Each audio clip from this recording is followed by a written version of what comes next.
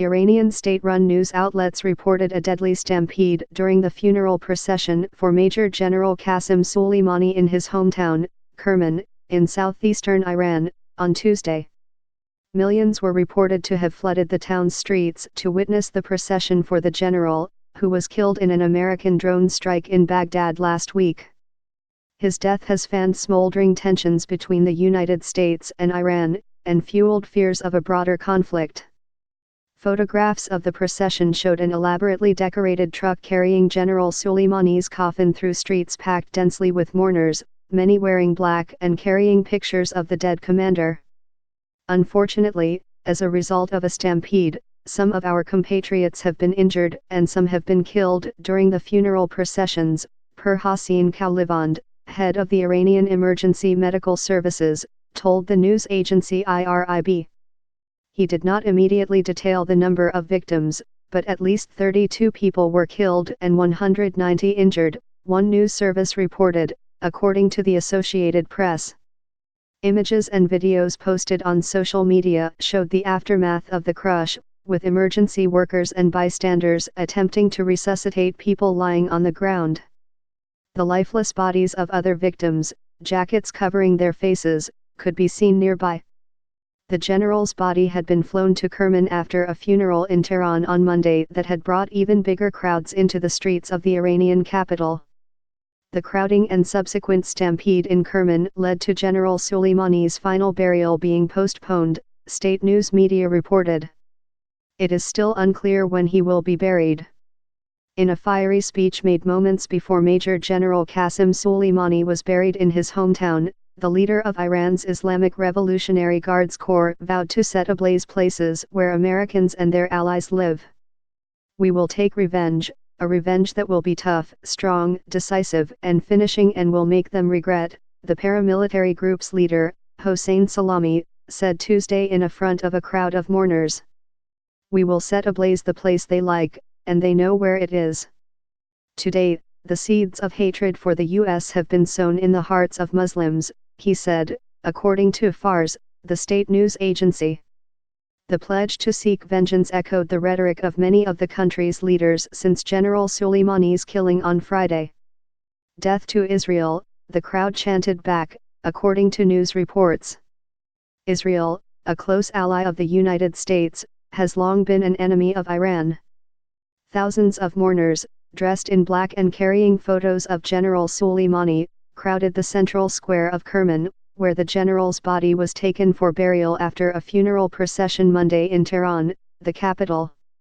Before arriving in Kerman, the general's remains were taken to the holy city of Qom, where thousands of residents came out, hoping for a chance to touch the coffin of a man the state has declared a martyr.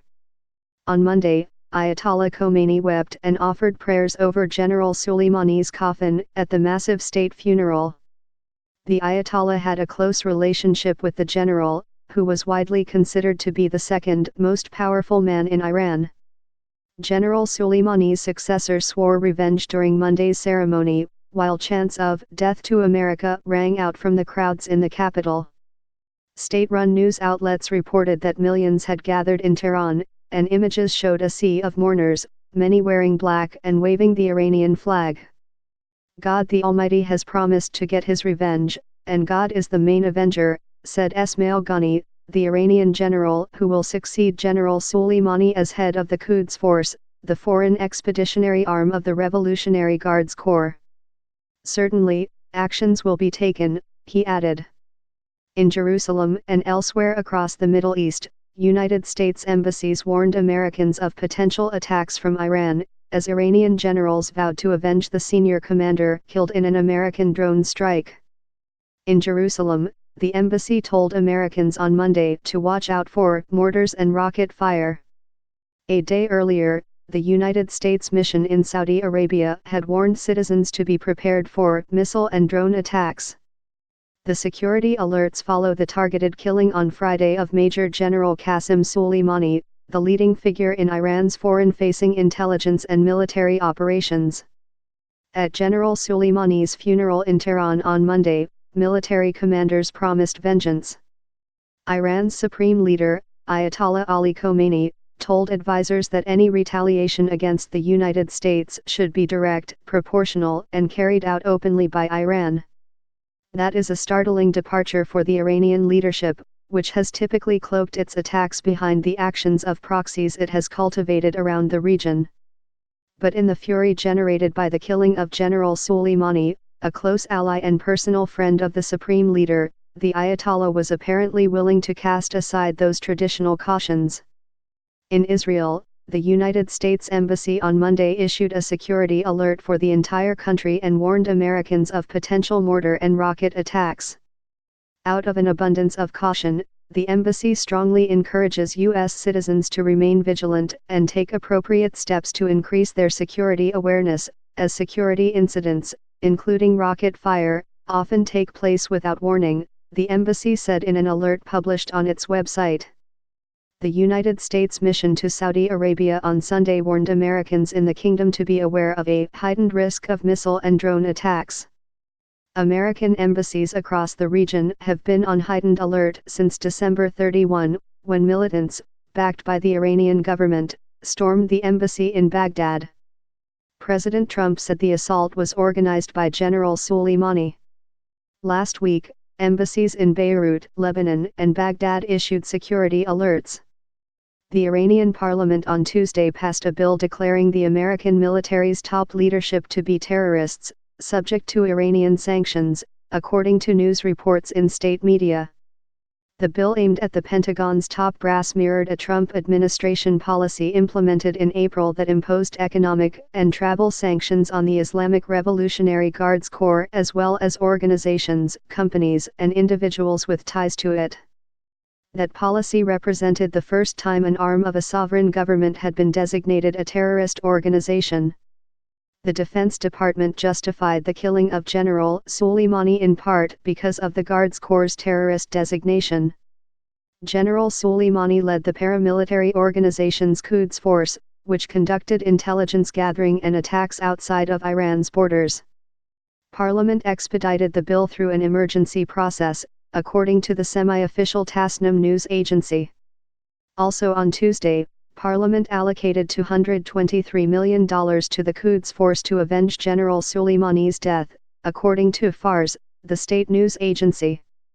Mark T. Esper, the Secretary of Defense, said striking Iranian cultural sites with no military value would be a war crime, putting him at odds with President Trump, who has insisted that such places would be legitimate targets. The president's threats generated condemnation at home and abroad while deeply discomfiting American military leaders who have made a career of upholding the laws of war. "We will follow the laws of armed conflict," the defense secretary said at a news briefing at the Pentagon on Monday when asked if cultural sites would be targeted, as the president had suggested over the weekend.